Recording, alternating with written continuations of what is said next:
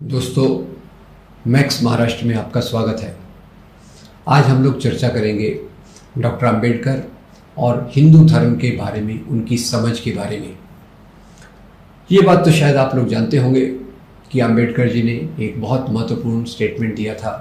उन्होंने कहा था, मैं हिंदू धर्म में जन्मा हूँ पर मैं हिंदू मरूंगा नहीं। और ये उनके जीवन का एक बहुत महत्वपूर्ण स्टेटमेंट था। और इसी के चलते आगे 1956 में उन्होंने अपने लाखों अनुयायियों के साथ भारत के नागपुर शहर में धर्मांतरण करके वो बुद्ध हो गए।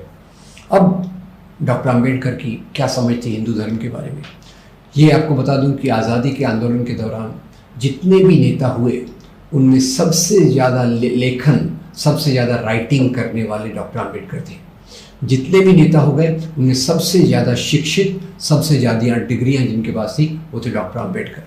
और ये केवल उनकी डिग्रियां नहीं थी, उसी के साथ उनका पूरा ज्ञान जो वैदिक काल के बारे में, शूद्रों के बारे में, धर्मांतरण के बारे में, भारत के धर्मों के बारे में था, वो एक अद्भुत ज्ञान था।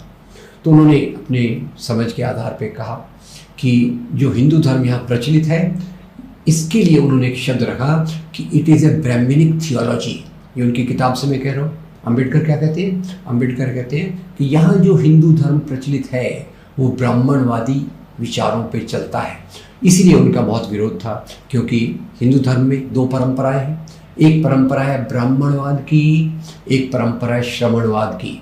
ब्राह्मणवाद यानी जो जन्मजात ऊंच नीच वर्ण व्यवस्था में विश्वास रखता है, जो वेदों के पुरुष सूक्त जिसमें ये कहा गया कि भगवान ब्रह्मा ने अपने हाथों से 4 वर्णों का निर्माण किया, सिर से ब्राह्मण, भुजाओं से क्षत्रिय, जांघों से वैश्य और पैरों से शूद्र, ये पुरुष सूक्त के आधार पे जो बना वो ब्राह्मणवाद है।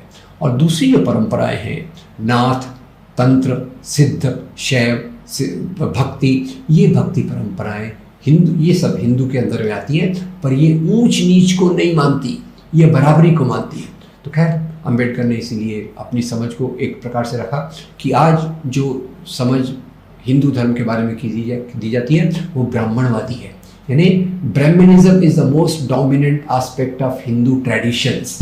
क्योंकि हिंदू तो कोई एक धर्म नहीं है, हिंदू के अंदर बहुत सारी परंपराएं हैं, विविधताएं हैं। पर ये विविधताएं जो हिंदू धर्म के अंदर हैं वो विविधताओं को लोग नहीं मान्यता करते, और ब्राह्मणवाद अपना वर्चस्व उसमें दिखाने की कोशिश करता है। इसीलिए अपनी समझ को बढ़ाते हुए अंबेडकर कहते हैं भारत के इतिहास के बारे में वो एक अलग प्रकार से रखते हैं। और वो कहते हैं कि भारतीय समाज में पहले क्रांति हुई। ये क्रांति क्या थी? क्रांति थी बुद्ध धर्म का आना। बुद्ध धर्म के आने को क्रांति क्यों कहते हैं? क्योंकि उस समय वर्ण व्यवस्था थी, वर्ण व्यवस्था की ऊंच नीच थी, सामाजिक अन्याय था, और भगवान गौतम बुद्ध ने आकर इस वर्ण व्यवस्था के खिलाफ कहा कि हम सब लोग बराबर के हैं। तो ये अंबेडकर उसको एक क्रांति कहते हैं। और इसी के बाद भारत में बुद्ध धर्म का फैलाव हुआ। जैसे बुद्ध धर्म का फैलाव हुआ, बुद्ध ये एक ईश्वर ब्रह्मा के बारे में बात नहीं करते थे। ये कहते थे ये दुनिया के सवाल ज़्यादा इम्पोर्टेंट है, हम दुनिया के सवाल देखेंगे तो उनको हल करेंगे, ब्रह्मा जी के बारे में सोचते बैठेंगे तो हमारे सवाल कुछ हल नहीं होने वाले। खैर एनीवे, तो एग्नोस्टिक उनको कहा जाता है। तो उन्होंने इसी के साथ चल के कहा कि भारत की जो वर्ण व्यवस्था है, ये वर्ण व्यवस्था हिंदू धर्म के एक बड़े भाग में है जो हमें स्वीकृत नहीं है।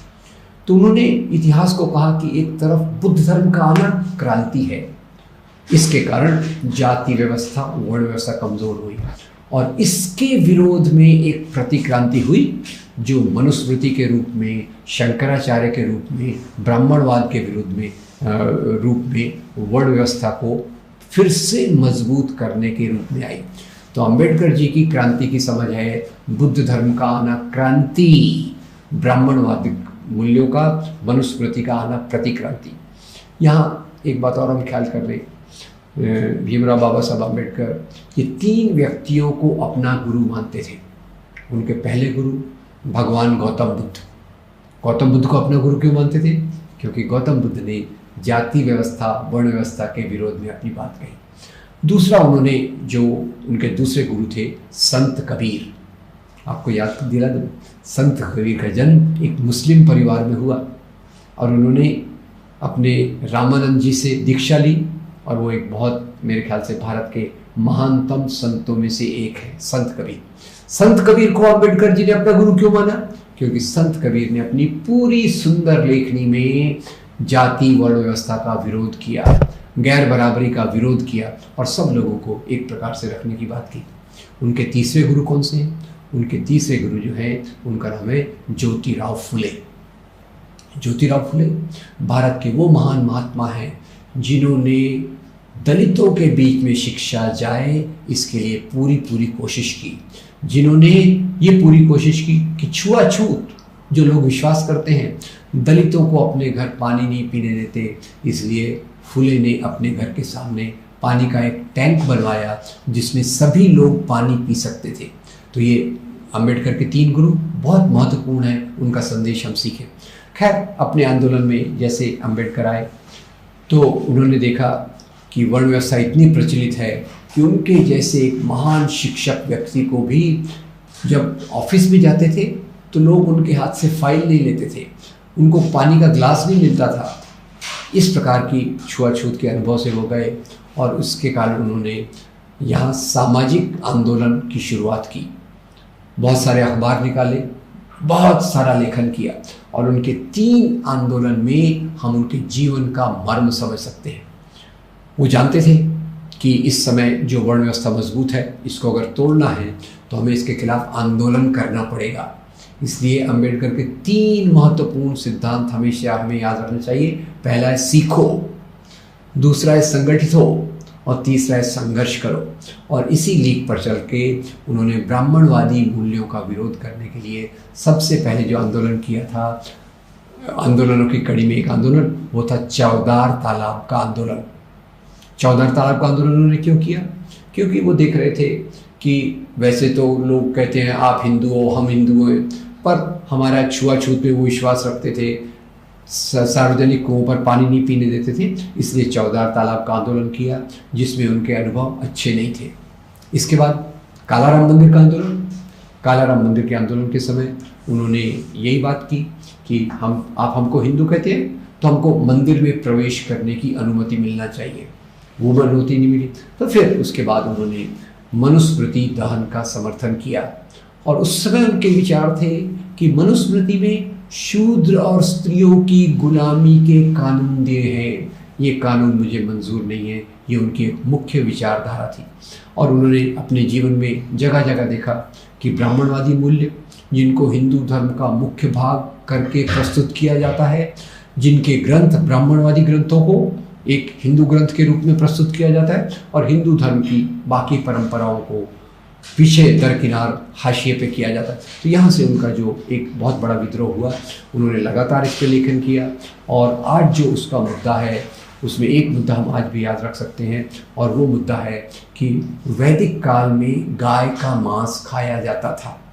ये अम्बेडकर जी के रिसर्च से आया, DN झा के रिसर्च से आया, स्वामी विवेकानंद भी लिखते हैं। तो उन्होंने वही इस बात को सामने लाने की कोशिश की कि ब्राह्मणवाद कैसे अलग अलग तरीके से अपनी जड़ों को मजबूत करके सामाजिक असमानता विषमता रखना चाहता है।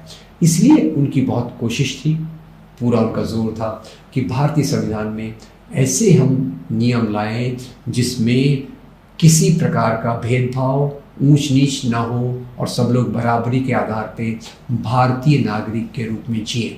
और उनकी हिंदू धर्म की समझ को उन्होंने विस्तृत करते हुए, जहाँ वो हिंदू धर्म की एक परंपरा भक्ति परंपरा के संत कबीर को अपना गुरु मानते हैं और उसी समय वो हिंदू धर्म की ब्राह्मणवादी परंपरा से, क्योंकि ये ग्रसित है, पूरा ब्राह्मणवाद भरा पड़ा है, तो ब्राह्मणवाद का क्योंकि उनको विरोध करना था, इसलिए उन्होंने एक तरफ मनुस्मृति को जलाया और दूसरी तरफ भारतीय संविधान का निर्माण किया।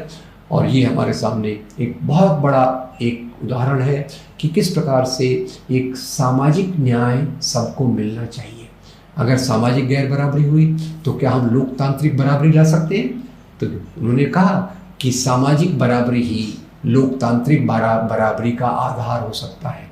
तो उनकी जो हिंदू धर्म की समझ है वो मुख्य रूप से यही है कि यहाँ जो आज राजनीति चल रही है वो भी हिंदू राष्ट्र की राजनीति चल रही है। ये हिंदू राष्ट्र कौन से हिंदू धर्म को पकड़ता है? ये हिंदू राष्ट्र की विचारधारा, उसमें आप गोलवलकर को लें, सावरकर को लें, सभी लोग मनुस्मृति की तारीफ करते हैं, भारतीय संविधान के खिलाफ सब लोग कहते हैं, और वो कहते हैं कि अनादिकाल में एक अच्छा राष्ट्र था, हिंदू व्यवस्था में कोई समस्या नहीं थी, गैर बराबरी नहीं थी। तो इस प्रकार के झूठ के आधार पे कि गैर बराबरी नहीं थी, वो पुराने समय में ले जाकर एक व्यवस्था को लाना चाहते। तो आज जो मुख्य संघर्ष है, एक तरफ अंबेडकर के विचार जो हिंदू धर्म की ब्राह्मणवादी व्यवस्था को रिजेक्ट करते हैं, अस्वीकार करते हैं, और दूसरी तरफ हिंदू राष्ट्रवादी विचारधारा जो ब्राह्मणवादी मूल्यों के आधार पर एक राष्ट्र का निर्माण करना चाहती है। तो जब हम अंबेडकर की सोचते हैं, उनके हिंदू धर्म के विचारों को सोचते हैं, तो हमारे सामने क्लियर आना चाहिए कि ब्राह्मणवाद जहाँ भी राजनीति का आधार होगा, जहाँ मनुस्मृति की बात होगी, वो बराबरी का दर्जा, नागरिकता हमको नहीं मिलेगी। और यही सीख हमें अंबेडकर जी के जो विचार हैं हिंदू धर्म के बारे में, उससे सीखना चाहिए। धन्यवाद। फिर मिलेंगे किसी और विषय पर चर्चा करते हुए।